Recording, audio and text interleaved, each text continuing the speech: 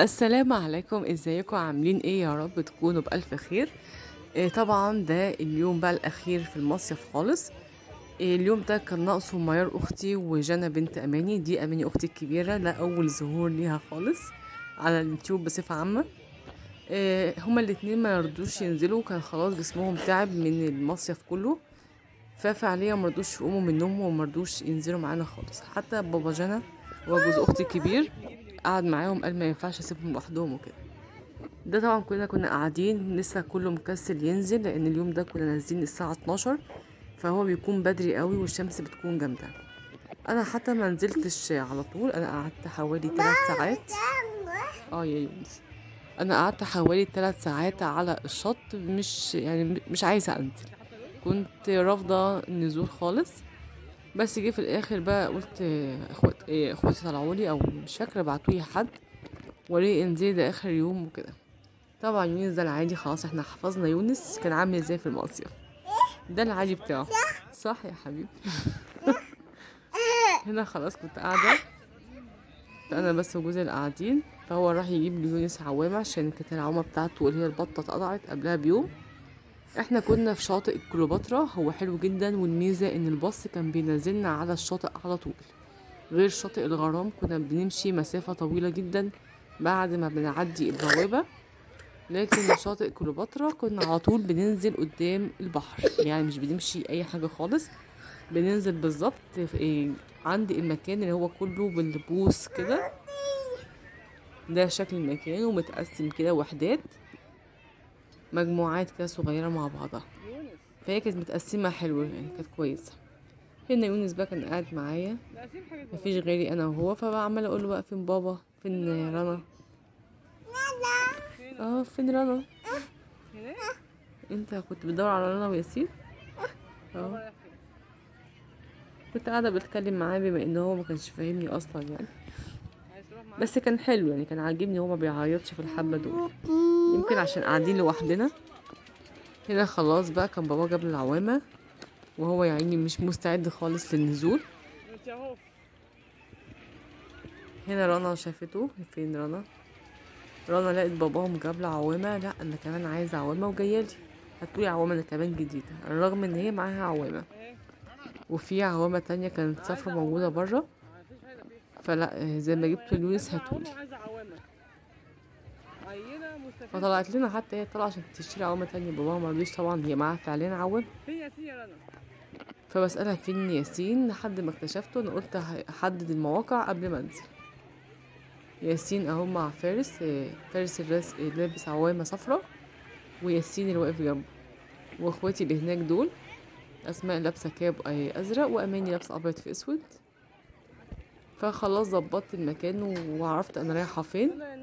هنا بقى يونس كان خلاص مش مستعد بقى، وبدأ يمارس الهواية بتاعته اللي هو كان متعود عليها طول المصيف. هنا طبعا كان بدأ يعيط. في الوقت ده كنت ملخومة بيه، وكنت بكلم يارا ومحمود كانوا رايحين يلعبوا لعبة. ده محمود اهو، ويارا هتعدي وراه ومعاهم رنا، رايحين يلعبوا لعبة، فبيقولي بيصورينا وكده، فقلت لهم خلاص تمام هصوركم. وبعد كده طبعا هتشوفوا يونس مش عايز ينزل المية، بس كان خلاص بقى, اخدت القرار، فكنا نازلين فعليا بعد 3 ساعات. وده طبعا ده العادي بتاع يونس، ما نستغربش بقى خلاص، هو نفسه اكيد اتعود خلاص على كده. هو في العادي طبعا كان بيعيط، هو عايزني اشيله وهو في العوامة، بس خلاص بقى انا فعليا كان ظهري وكتفي جابوا اخر. حتى خالته هتيجي هتشوفه من بعيد وهتيجي عشان تاخده، انا قلت اريح نفسي بقى شويه. دي العاب صغيره للاطفال الصغيرين، وفي العاب كتير، مش عارفه اللعبه اللي لعبوها محمود، اسماء اختي جاياله اهي، تعبت معاه والله، هي واماني اختي شالوه كتير في المصيف، اما كان بينام كانوا بيشيلوه، يعني ريحوني كتير شهاده لله. هنا اللعبة اللي احنا لعبناها ويارا ومحمود ورانا ركبوها دلوقتي، كانت تالي اسمها التيوب حاجة زي كده. هي نظام عوامة كبيرة، هي الخضرة اللي واقفة هناك دي، الخضرة دي كانت امان شوية عن اللي احنا ركبناها.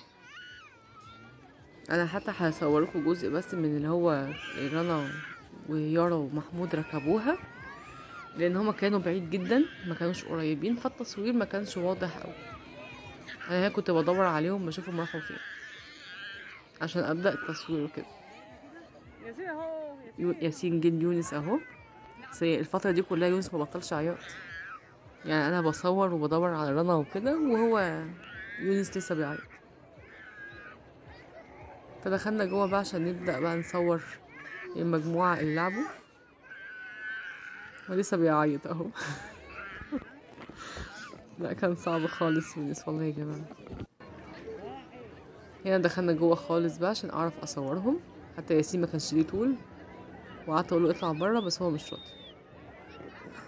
الميزه ان البحر ما فيهوش موج ما فيهوش سحب، فعشان كده كنت بسيبه براحته، لكن هو كان بينط عشان بس الميه ما تجيش على زوره. بس كويس ان هو متشجع شويه وده حلو ليه، مجهود بدني حلو ليه. هنا كانت اللعبه الخضراء اتحركت باين او لسه، في الغالب هي اللي هناك الوقفه دي اللي هيركبوها. قعدنا مستنينهم كتير، حتى التصوير لما صورت ما كانش واضح قوي، لان زي ما قلت لكم اللانش اللي كان بيشدهم كان بعيد مش قريب مننا. هو ده بقى اللعبه بدات. رنا اللي فوق مع الراجل اللي فوق ده في النص عشان ما تقعش، الاطفال بيبقوا في النص عشان ما يقعوش. هتلاقوا فيها نقطه سمرة جوه، هي دي رنا شعرها اللي باين. وكانوا قاعدين بقى محمود ويارا وبيقسموا بقى الحمرا بقى في زرقاء دي اللي انا واخواتي ركبناها في الاخر. هي مش امان خالص والله، بس كانت حلوه يعني، استمتعنا اليوم ده فعلا بالبحر. طبعا اللي قدامي دول اللي كاب ازرق وابيض فاسمر دول اماني واسماء اخواتي، بنحاولوا نوصل لهم بس زي ما انتم شايفين انا عامله زوم كبير جدا واللانش كان ماشي بيهم بعيد قوي.